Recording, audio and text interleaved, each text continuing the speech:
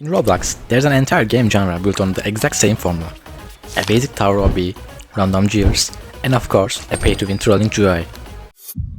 Well, I had a game like this. I actually made my own version a while ago, trying to make it as enjoyable as possible without spending a single Robux. But it's completely failed. Yeah.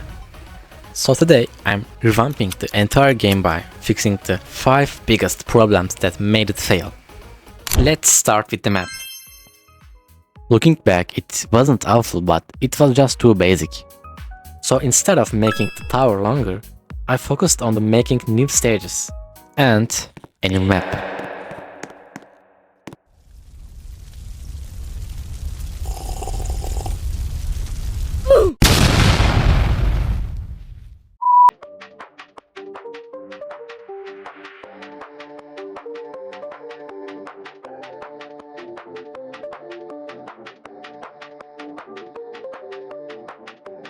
So, a few hours later, I finally managed to finish the map. This is how it looks like. I mean, I think it's pretty cool, right? However, even with a better map, the gameplay still felt slow. A competitive obby game needs more movements, more actions, and more small details to keep players in game. So I asked the smartest person I know.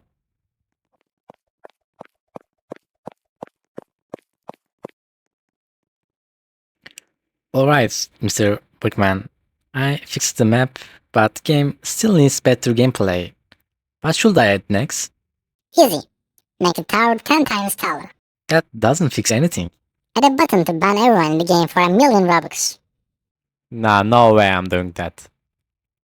Give players 1,000 jumps. 1,000 jumps? Yeah, nobody will ever fall again. Actually, that gave me an idea. Wait, really? Not 1,000 jumps, but maybe giving players more movement options would make climbing more fun. I mean, you could already reach the top easily, but it wasn't that fun. So the second thing I wanted to fix was movement mechanics. So I started building a completely new movement system. Double jump, wall slide, and a dash. The first prototype actually worked, but they looked really basic. Yeah, that was a terrible idea. The mechanics were finally working, but they still didn't feel satisfying. There were no animations, sound effects, almost no visual effects. So I started polishing every single movement. Little by little, the game finally started feeling less like a prototype, and more like something people would actually want to play.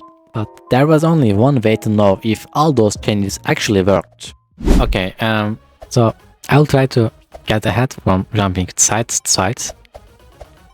And it seems like it's working.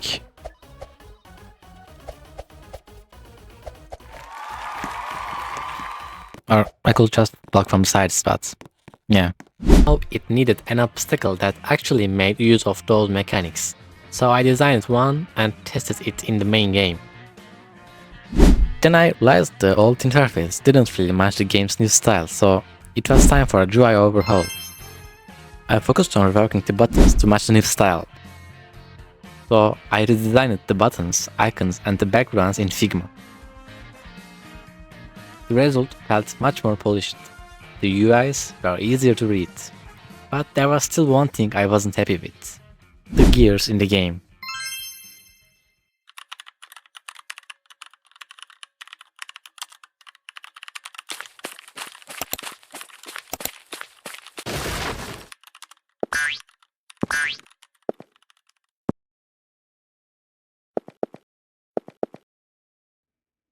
Bro, why did you break my door? I thought you are reworking the gears. Why? Because they are boring? Then make them not boring. I mean, that's literally what I am doing. Oh. Okay. Jokes aside, the gears just weren't fun to use. So I started reworking every gear that felt boring and outdated. Some of them only needed small changes, others got completely new abilities. The goal was simple: make every gear worth using. A few of them might have become slightly stronger. Pretty fair gameplay, right? The last thing the game needed was a reason for players to come back. So I added a simple daily reward system and a global leaderboard to keep things a little more competitive. Is it enough? Probably not. A good retention system needs much more than this, but it's a solid start and something I can build on later. And that's where the revamp ended. Looking back, this turned into a much better project than the rushed Obby I originally made. There's still a lot of more I could add, but whether this game gets another update is up to you. If you are a developer, some of the systems from this video are available for free on my website and Discord server. Thanks for watching, and I will see you in the next one.